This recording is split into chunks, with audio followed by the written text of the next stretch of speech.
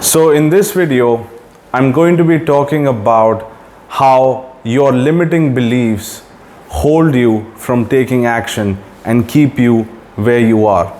And how do you identify the limiting belief, dismantle it, and create a breakthrough for yourself around success and money.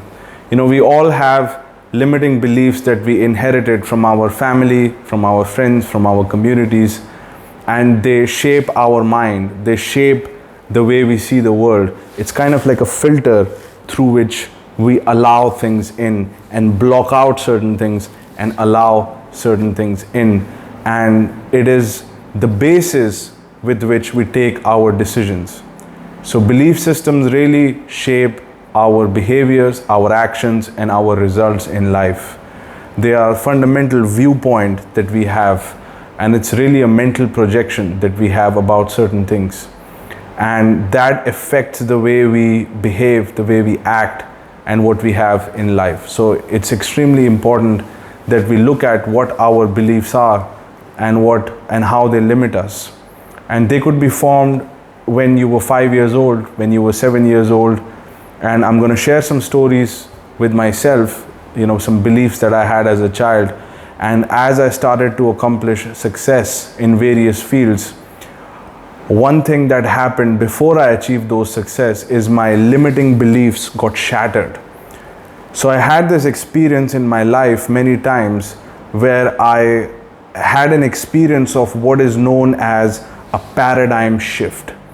A paradigm shift is simply a shift in perspective where you see something happens, something magnificent happens. For example, when I visited Dubai for the first time, when I was 14 years old, and I saw all the supercars, and I saw the type of people that were driving those supercars and the life that they had, I suddenly had a paradigm shift. Suddenly, when I went back into my home in New Delhi, which was a 2-bedroom apartment that belonged to my mother, where I was staying as a kid, suddenly that apartment started to occur to me as if it is very small, until the point where I didn't see very big houses and mansions and supercars.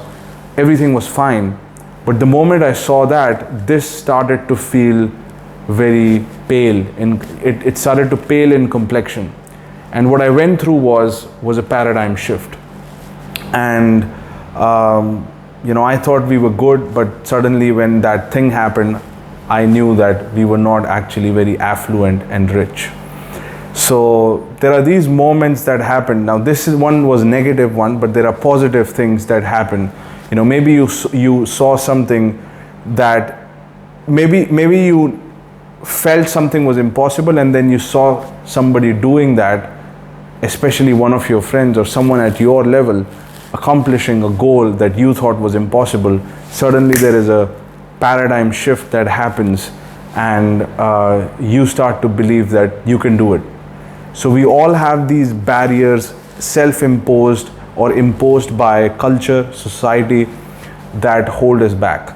So I'm going to talk a little bit about that, and I'm going to give you examples of that. So example number one, this is when I was 15 or 16 years old. I was sitting in a study room. I was in a boarding school with many kids sitting on desks, and we were doing our homework. And I was sitting next to one of my friends, and I told him, we were discussing who is the hottest girl in the school. And I told him, I really like this girl. Her name was Ayman. Okay, I was like, this girl Ayman, and she's really attractive and she's very cute. I'm thinking about asking her to be my girlfriend. I told one of my friends, and I was a new student there, and he had already been a year before me. So he had more status, more leverage, more authority, more power, and he knew the ways around the school, and I was just new. So because I was new, my mind was fresh. It wasn't corrupted. I wasn't afraid of the seniors. I wasn't afraid of anybody in the school. I was just an open-hearted kid. So I saw this girl, I liked her, and I said that I'm going to ask her to be my girlfriend. There was no barrier there. There was no limiting belief. But here is what happened. Here is what he told me. He said, that girl, Ayman, do you know who has a crush on her? All these seniors, this guy has a crush on her, this guy has a crush on her, this guy has a crush on her, and they are in a much more powerful position than you are in the school. And if you try to make her your girlfriend, all of these guys will be jealous of you and they'll come after you. And have you seen your face? Look at your face. You think that girl, Ayman, is going to be your girlfriend? Are you crazy? Are you delusional? Something gone wrong with you? And he said that, the moment he said that, I felt literally like there is a whole filter that came in front of me, which was in a form of a sentence, and it was, she is out of my league. That was the limiting belief. She's out of my league. And it happened so quickly and so instantaneously because this guy was in a position of power and he had more experience than me in the school. And I had given him the authority to say things, and I will believe it. I gave him my listening ear, and he just planted this seed in my mind that completely took over me. And that seed was, she's out of your league. And maybe that was a limiting belief he had, and that whole thing in a minute got rubbed off on me. He just shared his opinion. He just shared an argument. He was just making an argument. It's not reality, it's just an argument. But he said that, and suddenly, like, my whole face went pale and I froze up, and it was almost like I got programmed right there. And it took less than probably 30 seconds to 1 minute to do that. Next day when I saw Ayman, this time it was me and Ayman, but there was this layer of filter, she's out of my league, in front of my eyes. And because of that filter, the way I saw her, the way I perceived her, she was just a pretty girl before this, but now she is Ayman. She's the girl who's out of my league, right? And all these seniors are behind her, and I started to put her in a pedestal that probably she didn't deserve, but I put her on this pedestal and I created her in my own mind as this magnificent creature, right? Who's out of my league, who's out of reach. And then this point of view started to take shape and started to become started to strengthen. Then Valentine's Day came and guys started to line up in front of this girl and started to give her chocolates and started to make proposals, and she was just like a princess listening to this and rejecting their offers. And I heard these stories about it, and as I heard these stories, there was more and more buzz started to create around this girl. And soon enough, that point of view, that belief was spread everywhere. And it was almost like everybody had gotten hypnotized by this girl, not even by her beauty, but just by the gossip about her. And when I had a fresh mind, she was just another girl, but now suddenly there is so much talk, so much gossip, and everybody's minds have gotten programmed. And this is the same thing happened when you look at a celebrity. There are so many media platforms and channels, GQ features a celebrity, Men's Health magazine features a celebrity, and suddenly there is this halo effect. It's really using media, like people can be sort of programmed into these belief systems and start to see people in some different lights. But it just doesn't happen with media, it also happens in our communities and families and friends. So just that little incidents, and when I saw her after the next few days, I felt nervous, my whole body froze up, I started to stammer in front of her. So there was a performance barrier that was created. I wasn't free, I wasn't myself, and she was kind of inaccessible to me in my own mind because of that limiting belief. Probably she liked me too. There were times when she push her elbow whenever she was walking next to me. I remember some of those moments. Maybe she liked me, but I never had the courage to ask her out. And this story is an example of how we hold ourselves back from opportunities.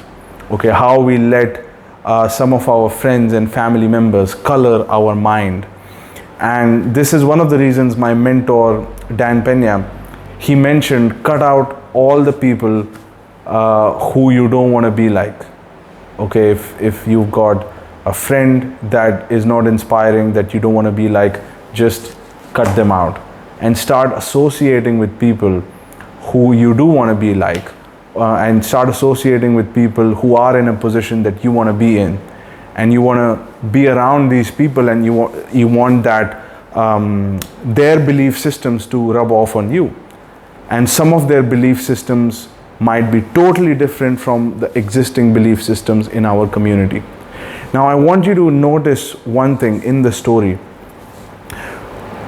I said that initially that belief, I didn't have any, opinion about that situation, but suddenly my mind was colored, and then in a couple of weeks, couple of months time, everybody's mind was colored about this girl.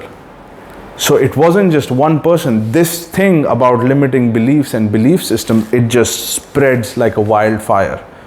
And that just one incident, one time. Imagine what happens when you sit down for hours and hours and hours in school and you're hammered this information. What about the times when you see your mother, like myself, she was struggling with debt. So I had a negative relationship with debt. She made very little money and she worked a lot hard to make that money. What happens to my mind? Making money is hard. That's one of the belief systems that I had. Never go into debt, and making money is hard. And and another family member of mine, he went into business and he went bankrupt. So never go into business. So here I am at the age of 26, 27, when I started my company, healthcare investment company in UAE, and negotiated multi-million-dollar deals. Before I did that, here I was with carrying all these negative belief systems and trying to execute the business model. I mean, you bet I felt so scared. I felt that I was doing something wrong. I felt guilty. I had so many of these emotions that were coming from my own cultural conditioning and upbringing. I remember I was about to pass out in a $10 million bank presentation that I was raising around $10 million from a bank in UAE, and they gave us the offers to finance this transaction that we were looking to finance. They said they're going to finance 70%. During that, we ended up not going for that transaction, but during that meeting, the whole room was just shaking, and I wanted to pass out, because just the idea of debt just completely locked me up, right? Because I had seen my mother, going through that. So we have these layers and layers and layers and layers and layers about, belief systems about money, about the type of partner that we deserve, about the type of lifestyle that we deserve, about the type of salary we deserve, about the type of people that we deserve to hang around with. And these beliefs drive our decisions and destiny. And these unconsciously held belief systems, really shape our whole life. And this is why we call it luck and serendipity, is because we let these belief systems run us like programs. And it's a very complex program. I remember at some point, and I didn't even know about this belief that I had that this girl was out of my league until very recently. Is when I started to write, my views about women. I had this limiting belief with beautiful women. I started to write them down, and I realized she's out of my league. When did this belief was formed? And I started to inquire, since when do I feel like women are out of my league? I mean, when did I have this? And then I started to see the pattern that it was actually when I was 15 or 16. And one day I was sick of all of these limiting beliefs that I sat down and I wrote down everything that happened in my life since I was a child, who I was around, and what were their belief system, what were their insecurities, and how did all of that get rubbed off on me as a child. I even went through an interview with all of my family members, my mother's side, my father's side, and I asked them, how did our family deal with money? So each individual gave their opinion, and who were the people who were in the most positions of authority, and what were their views about money. Once I started to get all of this data, I started to really understand what is my framework about money, because we are really a product of our environment and social economic milieu, right? So we are absorbing like a sponge when we are a kid, and we do it unconsciously, and we do it very rapidly. And after growing up, if you have not looked back at those belief systems about money, about sex, about women, all the goals that you have, money is a big one. And I highly recommend that you write down. And money, there are many aspects of money, right? You've got sales. When you make a sale, you get money, right? Debt, borrowing money. That's also a way you bring money into your life. So you've got sales, you've got debt, profit, revenue, business, employment, all of these terminologies around business. What are your beliefs about all of this? Career, right? Career is the way we make our money. So what's your what are the beliefs around career? Taxes, right? Taxes are always stressful, right? So it's not just about money, but it's about all of these aspects of money that we have limiting beliefs about, and they color our mind. They completely freeze our actions. They can limit. When you have limiting belief about something, your whole body would go into a freeze mode. So whenever you are outside your comfort zone, or whenever you want to make that sale, or do something that's outside of your comfort zone, you will find that your body will freeze up. Whenever your body freezes up, just assume there are many layers of limiting beliefs around that subject. And I have found around, I would say, meeting women, many people have it, including myself. I had a lot of them. Then money, a lot of people have it. And there are some specific subjects which are very highly loaded with limiting beliefs, and you can clearly look into the culture that you come from, the family you come from, analyze your parents' belief system, your family's belief system, and you will know what your own belief system has been, because you just inherited all of that. I remember another story. I remember when I was recruiting the CEO of $3.5 billion company to be my business partner. Just before the meeting, I did not believe that he would say yes. I mean, I had this in my head that he's not going to say yes. He's just not going to say yes. And then I closed my eyes and I really said to myself, this is just my limiting belief. Yes, I have these thoughts, they seem real, but nothing has happened yet. He has not even arrived, and I have an assumption. This is just my limiting belief. So what I did right there in that moment is I challenged the thought that I had. And I asked myself, how do you know? You never know. So that provided a clearing, and then I visualized myself closing him as the chairman, and I did close him, and he's still my business partner. So you want to identify, catch it when you have it, you want to challenge it, you want to look at it as if it is a limiting belief, not as a reality. Don't look at it from a standpoint that, oh, this is real. This is actually real. Oh, she is out of my league. Oh, I don't deserve that career. Or I don't deserve to be with that person. Or I don't deserve to be in that role. No. Let the thought come and then put it in the right category. This is my limiting belief. Oh, so you say, okay, this is my limiting belief, probably coming from my upbringing. Can I let it go? You just let it go. And then what you will find is you have this clearing, this paradigm shift, this new perspective. Because that limiting belief was formed maybe by a 14-year-old boy or 15-year-old boy, like in my case.